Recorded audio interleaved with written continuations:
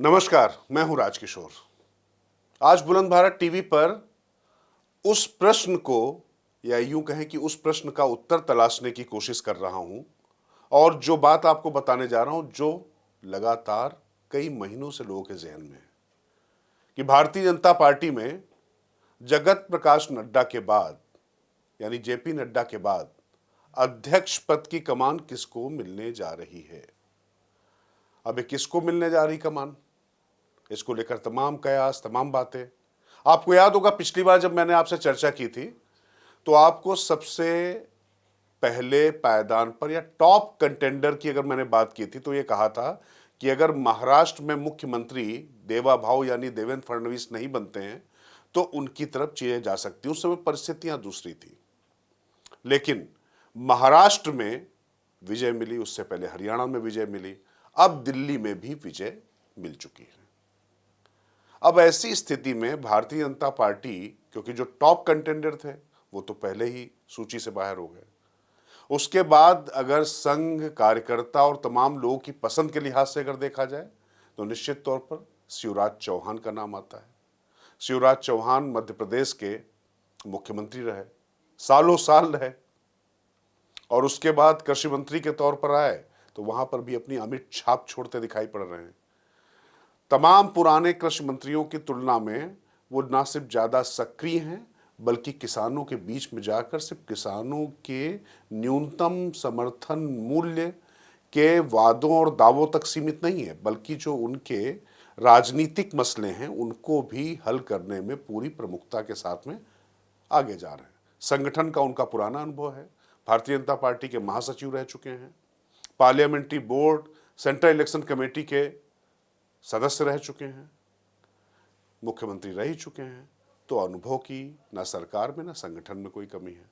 OBC समाज से आते हैं, सर्वग्राही हैं, सबको स्वीकार हैं, अजातशत्रु भी हैं, लेकिन अब समस्या ये है कि सरकार चलाने के लिए भी कुछ चेहरे चाहिए। सरकार में भी अगर वो किसानों के बीच में कृषि मंत्री के तौर पर वो बात कर रहे हैं तो होना चाहिए। और फिर मैंने आपसे, जैसे पहले जब आपसे चर्चा की थी, कई महीनों बाद चर्चा मैं इसीलिए कर रहा हूं क्योंकि बीच में बहुत उठापटक हुई, लोगों ने वसुंधरा राजे का नाम भी चलाया, संजय भाई जोशी का नाम भी चलाया। तब मैंने आपसे कहा था कि ना वसुंधरा ना संजय भाई जोशी, बल्कि ये नाम हो सकते हैं अध्यक्ष। और उस पर मैंने जैसा आपको बताया कि जो सबसे बड़ा नाम था वो पीछे जा चुका है, अब आते शिवराज चौहान। और संजय भाई जोशी के बारे में एक बात करके आता हूँ सीधे अध्यक्ष पे। संजय भाई जोशी के अभी नागपुर दौरा हुआ, उसके बाद इधर आ गए, तो ये माना जा रहा है कि क्या संजय भाई जोशी भी इस श्रेणी में हो सकते हैं। तो मैंने उस समय भी आपसे कहा था कि असंभव, नामुमकिन, हो ही नहीं सकता। कोशिश तो ये थी कि संजय भाई जोशी अभी भारतीय जनता पार्टी की प्राथमिक सदस्यता से भी बाहर हैं।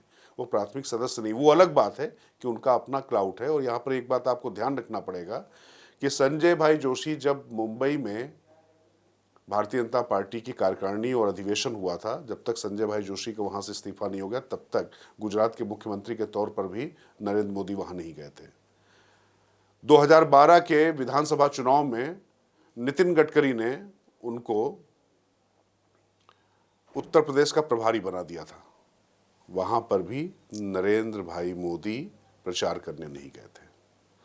तो मुझे लगता है कि आज की तारीख में नरेंद्र भाई मोदी उनको कोई बड़ी भूमिका दे देंगे, बड़ी पार्टी में आ जाएंगे या आने देंगे, तो इसको मेरे ख्याल से यहीं पर संघ ने भी स्वीकार कर लिया, इसको भी यहीं पर पटाक्षेप कर दिया जाना चाहिए। तो वो महासचिव या संगठन में भी नहीं आने जा रहे, ये भी मान लीजिए। उनकी अपनी भूमिका संघ के तमाम जो बृहद परिवार है उस तरीके से होगी और उनका अपना क्लाउट है और उसी का थोड़ा सा भारतीय जनता पार्टी में तमाम लोग हैं वो है, लेकिन कम से कम वो इस रेस में नहीं है। फिर अब कौन हो सकता है बात, तो मैं अगर आपसे ये कहूं कि इस बार भारतीय जनता पार्टी को महिला अध्यक्ष मिलने की प्रबल संभावना हो गई है। जब तक फैसला ना हो जाए तब तक सुनिश्चित तो नहीं कहा जा सकता, लेकिन अब महिला अध्यक्ष के तौर पर जब मैं बात कर रहा हूं तो आप कहेंगे वसुंधरा राजे को भी मैं खारिज कर चुका हूं, तो मैं फिर खारिज कर रहा हूं वसुंधरा राजे को, क्योंकि संगठन को जिस तरीके की सक्रियता और जिस तरीके की सदाशयता, जिस तरीके की सर्व स्वीकार्यता और जिस तरीके की मेहनत परिश्रम की आवश्यकता है वो वसुंधरा राजे में नहीं मिलती। बतौर मुख्यमंत्री वो अच्छी प्रशासक हो सकती हैं, राजस्थान में उनका अपना एक आभा मंडल हो सकता है, उनकी अपनी एक पारिवारिक विरासत हो सकती है, लेकिन वसुंधरा राजे भी नहीं। अब महिला के तौर पर जब बात होती है तो सबसे जो महत्वपूर्ण नाम है, उस नाम पर आने से पहले दो नामों पर चर्चा कर रहा हूं। आपको भी लग रहा होगा फुटेज खा रहा हूं, फुटेज नहीं खा रहा हूं, बल्कि थोड़ा तार्किक तरीके से चीजों तक आपको पहुंचाने की कोशिश कर रहा हूं। क्योंकि अगर आप बात करेंगे तो एक नाम हो सकता है सुधा यादव, ओबीसी हैं, पार्लियामेंट्री बोर्ड की सदस्य भी हैं, और नरेंद्र मोदी महेंद्रगढ़ जो लोकसभा सीट होती थी वहां से वो जीती थी चुनाव। उनके बेटे सिद्धार्थ यादव, उनकी अभी हाल में शादी थी जिसमें प्रधानमंत्री भी गए थे। खैर, शादियों में प्रधानमंत्री तमाम जगह चले जाते हैं, उससे अध्यक्ष बनने कोई लेना देना नहीं है। लेकिन सुधा यादव महिला हैं, बीएसएफ के जवान जो कारगिल युद्ध में शहीद हो गए थे, उनकी पत्नी है। तो 99 में वो महेंद्रगढ़ जो सीट थी वहां से चुनाव जीती थी। उसके बाद संगठन में उनको तमाम भूमिकाएं दी जा रही थी। इस समय उनके बेटे सिद्धार्थ यादव पार्टी के प्रवक्ता हैं। तो सुधा यादव भी इस श्रेणी में आती हैं। एक नाम बेबी रानी मौर्य का भी सुन लीजिए। वो राज्यपाल के तौर पर, जो महिलाओं की जब बात हो रही है, राज्यपाल के तौर पर उनकी भूमिका देखी जा चुकी है, तमाम उनको मंत्रालय भी दिए जा चुके हैं। लेकिन क्या उनका कद, दोनों जो नाम मैंने आपको बताया राष्ट्रीय अध्यक्ष के लिहाज से, क्या ये अनुभव आपको काफ़ी लगता है, या ये बनेंगे तो सिर्फ प्रतीकात्मक मैसेज जाएगा? और मैसेज क्या जाएगा? बेबी रानी मौर्य दलित हैं, वो पिछड़े वर्ग से आती हैं, तो ये मैसेज तो जाता है, लेकिन प्रशासक की दृष्टि से, क्षेत्र की दृष्टि से वो शायद 10 आउट ऑफ 10 या 10 आउट ऑफ 7 या 8 के करीब नहीं जाते हैं। 10 में से 6, 7, 8 नंबर के करीब नहीं जाते हैं, वो 50-50 में रह जाता है। अब इस कड़ी में जो सबसे महत्वपूर्ण नाम आ जाता है, क्योंकि भारतीय जनता पार्टी और राष्ट्रीय स्वयंसेवक संघ की प्राथमिकता इस समय है दक्षिण भारत, तो अगला अध्यक्ष दक्षिण भारत से हो, इसकी भी तमाम चर्चाएं, तमाम संभावनाएं नहीं बल्कि मंथन चल रहा है। राष्ट्रीय स्वयंसेवक संघ से लेकर भारतीय जनता पार्टी के बीच में भी, और जिस तरीके से लोकसभा चुनाव के बाद में संघ और भाजपा के बीच में ड्रिफ्ट दिखाई पड़ रहा था, या दिखाई पड़ रहा था कि कुछ दूरी है, संघ यहाँ पर ऐसे बात करेगा, ऐसे करेगा, लेकिन लगातार आपने देखा होगा कि जैसे ही झटका लगा है उसके बाद संघ परिवार पूरा एकजुट दिखाई पड़ रहा है। भागवत, मोहन भागवत सरसंघ चालक, या प्रधानमंत्री नरेंद्र मोदी, इनके बीच में कहीं कोई मत है कि नहीं। एक लाइन जो ली जाती वही दूसरा टो करता है, और एक दूसरे के पूरक बनते हुए संघ और भाजपा दिखाई पड़ते हैं। और बल्कि दिखाई पड़ता है कि परिवार कैसे एकजुट होकर जमीन पर भी चुनाव लड़ा, चाहे हरियाणा हो, चाहे महाराष्ट्र हो, चाहे दिल्ली हो। अब सवाल यह है कि अगला लक्ष्य क्या होगा जेपी नड्डा के बाद, क्योंकि देखिए, प्रधानमंत्री अगर नरेंद्र मोदी हैं और गृह मंत्री अमित शाह हैं, तो सब जानते हैं कि पार्टी में कॉल कौन ले रहा है, लेकिन अध्यक्ष का अपना एक महत्व होता है। और आज की तारीख में प्रतीकात्मक भी सही, और एक ऐसा चेहरा होना चाहिए जिसकी ख्याति भी हो, जिसको लोग जानते हो। तो इस लिहाज से अगर जो सबसे बड़ा नाम उभर कर सामने आ रहा है, जिनके नाम पर सहमति बनती दिखाई पड़ रही, अगर महिला अध्यक्ष के तौर पर जाते हैं, तो वो है सिर्फ एक नाम, और वो हैं फिलहाल वित्त मंत्री निर्मला सीतारमन। हाँ, फिर से सुनिए, निर्मला सीतारमन रक्षा मंत्री रह चुकी हैं, वित्त मंत्री हैं, 8 बजट लगातार पेश करने का उनके पास सौभाग्य प्राप्त हुआ, या उनके खाते में ये रिकॉर्ड कायम हुआ है। इतने बजट एक साथ कोई महिला वित्त मंत्री तो कर भी नहीं पाई, दूसरे भी नहीं कर पाए।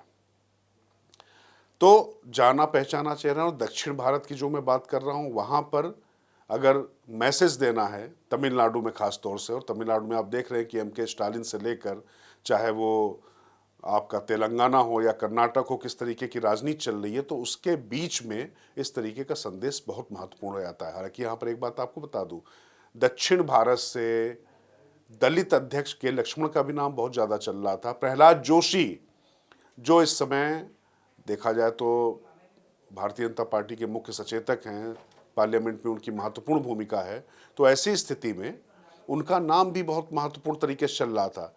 तो प्रहलाद जोशी दक्षिण भारत से भी आते हैं, कर्नाटक से भी आते हैं, लेकिन निर्मला सीतारमण महिला भी हैं और दक्षिण भारतीय के तौर पर उनकी छवि जिस तरीके की है, उसमें नरेंद्र मोदी क्या 8 मार्च को महिला दिवस के दिन ही कुछ इस तरीके का ऐलान कर सकते हैं? उस समय ऐसी कोई भूमिका बन सकती है, ऐसा मैसेज चला जाए?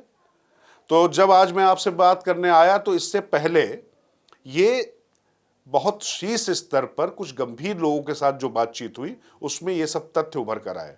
वैसे तो देखा जाए तो अध्यक्ष के तौर पर धर्मेंद्र प्रधान उड़ीसा के हैं, मंत्री हैं, उनका प्रशासक के तौर पर भी बहुत अच्छा अनुभव जा रहा है और उनके नंबर भी कम से कम जो टॉप के दोनों लोग हैं मोदी और शाह की दृष्टि में बहुत अच्छे बने हुए हैं।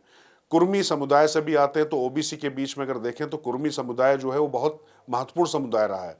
तो अगर संगठन और उस लिहाज से देखना है तो धर्मेंद्र प्रधान और उम्र के लिहाज से भी तो वो एक बड़ा गंभीर तरीके से वो नाम उभर कर आ रहा था। लेकिन जितनी अभी तक चर्चाएं चली हैं और उसमें जो संभावनाएं लाभ हानि के लिहाज से दिखाई पड़ रही, भारतीय जनता पार्टी की रणनीति के लिहाज से दिखाई पड़ रही, उसमें निर्मला सीतारमण वित्त मंत्री जो मौजूदा हैं, अध्यक्ष के तौर पर उनका नाम बहुत प्रमुखता के साथ आ रहा। और मैं ये कहूं कि मंथन या जो चर्चा है उसमें बहुत ही शीर्ष स्तर पर आ रहा। अंतिम फैसला इस पे नरेंद्र मोदी प्रधानमंत्री को लेना है। और मैं आपको बता दूं कि इस नाम पर संघ को भी कोई आपत्ति नहीं होने वाली है। संघ को कुछ और नामों पर आपत्ति हो सकती थी। और यहां एक बार फिर मैं स्पष्ट कर देना चाहता हूं, ऐसा नहीं होता कि संघ अपनी तरफ से सलाह देगा। मैंने पिछली बार भी बताया था, आज भी बता रहा हूं, यहां से नाम बताया जाएगा, चर्चा होगी, कौन ठीक रहेगा। क्योंकि भारतीय जनता पार्टी का जो अध्यक्ष होगा वो संघ के जो तमाम अनुषांगिक संगठन हैं और संघ के साथ में उसको समन्वय और विचार विमर्श, विचार विनिमय, ये सारी चीजें करनी होती हैं। तो उस लिहाज से संघ के लिए ये महत्वपूर्ण है कि एक ऐसा अध्यक्ष आए। तो प्रतीक की बात की जाए, क्षमता की बात की जाए, वैसे तो निर्मला सीतारमण जब सरकार बनी थी नरेंद्र मोदी की तो बहुत जूनियर होती थी। सुषमा स्वराज उस समय दिग्गज नेता थी। स्मृति ईरानी भी उस लिहाज से उनसे बड़ी नेता मानी जाती थी। लेकिन निर्मला सीतारमण को नरेंद्र मोदी ने धीरे धीरे न सिर्फ प्रमोट किया और उन पर विश्वास भी जताए रखा। इधर से उधर तमाम लोग के मंत्रालय होते रहे, लेकिन निर्मला सीतारमण साउथ ब्लॉक या नॉर्थ ब्लॉक के बीच में ही रही। मतलब जो रायसीना हिल्स जो कैबिनेट कमेटी ऑन सिक्योरिटी कही जाती है उसमें निर्मला सीतारमण को रखा। और इतना ही नहीं, कोई भी राजनीतिक फैसला होना हो, कोई भी चुनाव हो, तो उसमें निर्मला सीतारमण, चाहे हिंदी भाषी प्रदेश हो, चाहे बिहार हो, चाहे गुजरात हो, चाहे महाराष्ट्र हो, वहां पर भी निर्मला सीतारमण को संगठन के कामों में भी भूमिका दी गई। और तमाम लोगों को समझाने के लिए कि वित्त नीतियां क्या हैं, इन सब इंटीक्रेसीज को या गुणताओं को समझाने के लिए निर्मला सीतारमण मौजूद रही। उनसे जो कहा गया वो कॉपी बुक, जो कहते हैं कि जो कहा गया था ना कि कॉपी बुक प्लेयर बोलते हैं ना, उसी तरीके से उन्होंने वो काम किया। और फिर मैं कह रहा हूं, दक्षिण भारत के चेहरे के तौर पे, महिला के चेहरे के तौर पे आज की तारीख में निर्मला सीतारमण से बड़ा चेहरा कोई नहीं है। लोग कह सकते हैं कि स्मृति ईरानी भी हो सकती हैं। स्मृति ईरानी का भी अच्छा खासा रहा है। अमेठी में उन्होंने राहुल को हराया था, इस बार हार गई, लेकिन उनके हारने जीतने से नहीं, लेकिन स्मृति ईरानी को बनाने से अभी वो लक्ष्य हासिल नहीं होता है। फिर मैं कह रहा हूँ, दक्षिण भारत भारतीय जनता पार्टी, राष्ट्रीय स्वयंसेवक संघ की इस समय प्राथमिकता पर है। और किसी भी तरीके से कर्नाटक, तेलंगाना और आंध्र प्रदेश के बाद खासतौर से तमिलनाडु और केरल के बीच में मैसेज देना है। और निर्मला सीतारमण उसी संस्कृति की रची बसी, वो अंग्रेजी भी बोलती हैं, हिंदी भी बड़े इंटरेस्टिंग तरीके से बोल लेती हैं, तमिलियन हैं ही हैं। तो कुल मिला के वो एक उनके साथ में सारी चीज़ें पक्ष में जा रही हैं। तो आज की तारीख में राज की बात मैं कह सकता हूं, ये राजकिशोर की बात आप लिख कर रख लीजिए। निर्मला सीतारमण का नाम सबसे पहले पायदान पर है। वसुंधरा राजे, स्मृति ईरानी, बेबी रानी मौर्य, सुधा यादव इनकी तुलना में आगे। और इनके अलावा 2 नाम अगर महिलाओं पे हैं तो फिर मैं आपको रिपीट कर दे रहा हूँ, बेबी रानी मौर्य और सुधा यादव। लेकिन क्या राष्ट्रीय स्तर पर उनका इतना स्टेचर है? इस तरीके की चीज़ें भी साथ में आ रही हैं। और अगर जाते हैं तो दक्षिण में प्रहलाद जोशी, के लक्ष्मण, ये भी नाम आ रहे हैं। धर्मेंद्र प्रधान का एक महत्वपूर्ण नाम है, उस पर जिस पे काफ़ी मंथन चला। संजय जोशी की अभी एंट्री भारतीय जनता पार्टी में किसी भूमिका में नहीं हो रही है। अभी बस इतना ही। महिला दिवस के दिन क्या कुछ इस तरीके के संकेत मिलेंगे 8 मार्च को? ये देखना महत्वपूर्ण होगा। दिल्ली को उन्होंने महिला मुख्यमंत्री दे दिया, तो महिला और दक्षिण भारत, ये मैसेज देना। नरेंद्र मोदी अपने समय में हर वो काम कर रहे हैं जिसमें वो सबसे पहले करते हुए दिखाई पड़े और एक नई परिपाटी रखते हुए दिखाई पड़े, तो उस लिहाज से ये बड़ा महत्वपूर्ण हो जाता है। तो फिलहाल देखते हैं, बाकी इसके बाद जो कोई अपडेट होगा तो मैं निश्चित तौर पर आपके सामने आऊँगा, लेकिन अभी आप निर्मला सीतारमण का नाम लिख लीजिए। नमस्कार।